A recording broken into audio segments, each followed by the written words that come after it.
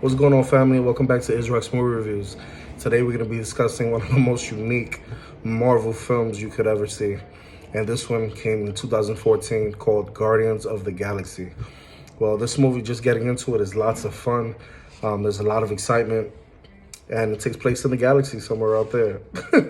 This movie was exciting. The question is Guardians of the Galaxy breath of fresh air? Is it unique? Is it amazing, as many people spoke about?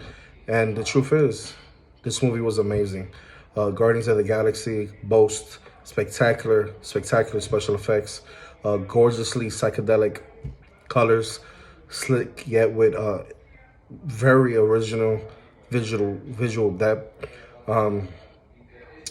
This cinematography was nothing cartoonish or plastic here. Everything's very colorful.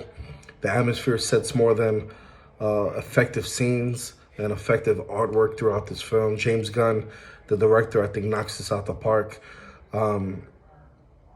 They immersed in a galaxy, and what makes this movie is not only the acting that we'll get to eventually, but the costumes, the makeup are also very good. The quality is awesome.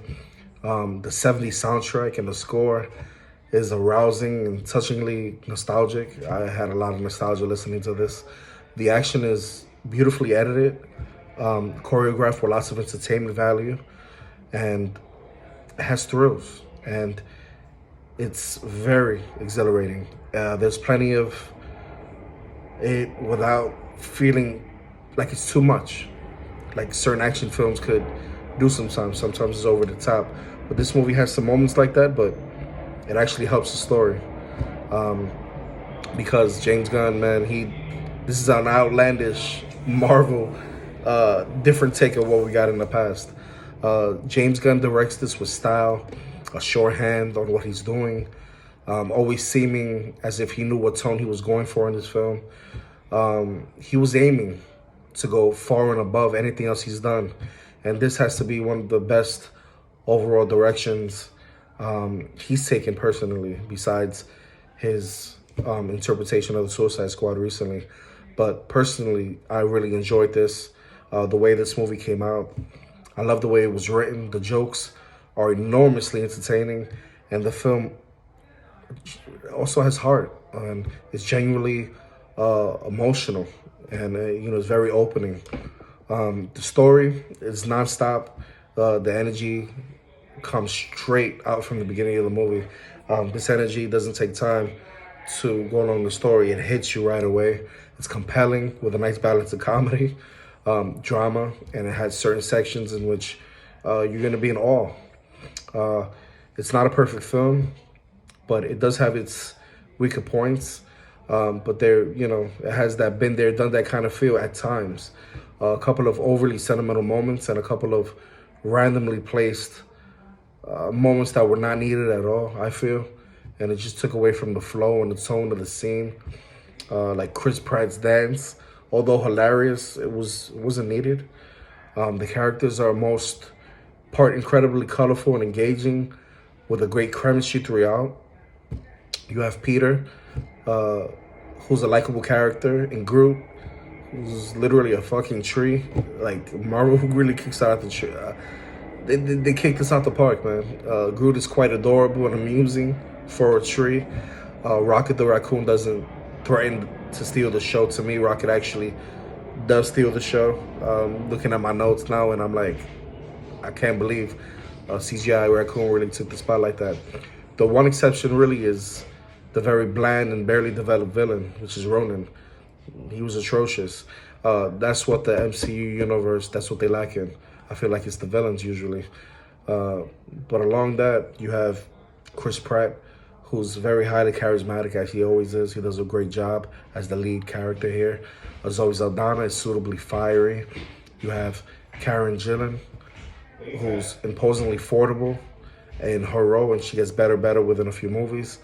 You have Dave Bautista, who came from the wrestling field, and I think he's become an extremely great actor. He induces lots of laughs and charm while showing a very intensely played vengeful side also. Though that was a little too hastily introduced. in my opinion. But he does well in that role. And surprisingly well cast was Vin Diesel, who does a great job as the tree, aka Groot. Bradley Cooper also lends his voice out and stands out as being a sheer delight uh, as Rocky. And Lee Pace he tries but struggles to bring any menace or dimension to the Ronan character, which is the villain. And Lee Pace is an awesome actor, but I just I didn't get his take on that role. Can't say I blame him, as anybody given the role. If it's written in a way where you're gonna struggle, you're gonna struggle. But there was no believability to that role. But all in all, you can't blame him much. But Guardians of the Galaxy is one of the most surprising comic book films we got that year in 2014, and honestly, it's one of the best comic book movies I've seen when it comes to what happened in the movie. And with that being said, here's what I liked. The lead characters, are an odd mix. We don't know anything about these characters, so was this a hit or miss? The characters are a huge hit, and you want more of them throughout the story, because I don't know who read a Guardian of the Galaxy comic book back in the day. I know I didn't. So I was fairly new to this franchise. I didn't even know if it was going to work or not. But to me, it was a huge hit. Chris Pratt, awesome as Star-Lord, very funny. He also has heart to him. You have Zoe Saldana as Gamora, as a badass, pretty sexy too in the role, with that green. Dave Bautista as Drax surprised me. He was really cool, and you honestly feel for him and understand where he's coming from, because they gave him such an awesome backstory. And you honestly feel for him. You understand where he's coming from. Groot is kind of like he's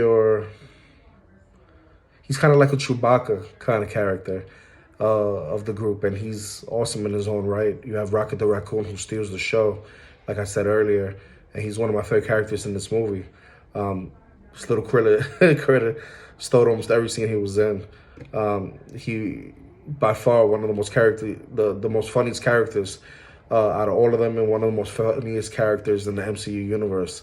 Number two, the tone and the writing, and this is by far the funniest MCU film I've seen up to date.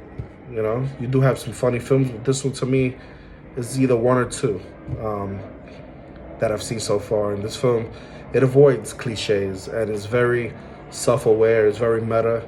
It picks perfect moments for humor.